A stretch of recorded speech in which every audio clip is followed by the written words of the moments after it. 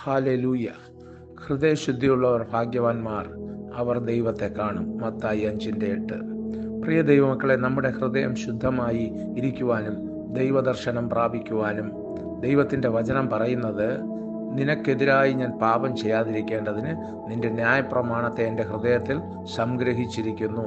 119 സങ്കീർത്തനം 11 വാക്യം. ഹൃദയത്തിൽ ദൈവത്തിൻ്റെ വചനം നിറഞ്ഞിരിക്കേണ്ടതിന് ദൈവത്തിൻ്റെ വചനത്തിൽ സന്തോഷിച്ച് രാപ്പകൽ നമ്മൾ ധ്യാനിക്കണം. നമ്മുടെ ഹൃദയത്തെ സകല ജാഗ്രതയോടും കൂടെ നമ്മൾ സൂക്ഷിച്ചെങ്കിലേ നമുക്ക് വിശുദ്ധി ഉണ്ടാവുകയുള്ളൂ, ദൈവദർശനം ഉണ്ടാവുകയുള്ളൂ. ദൈവദർശനം ഉണ്ടായാലേ ദൈവത്തിൻ്റെ ഇഷ്ടം ചെയ്യാൻ പറ്റൂ. ദൈവത്തിൻ്റെ ഇഷ്ടം മനസ്സിലാക്കാതെ അത് ചെയ്യാൻ പറ്റില്ല. പിതാവിൻ്റെ ഇഷ്ടം ചെയ്യാതെ സ്വർഗത്തിലെത്താൻ പറ്റില്ല.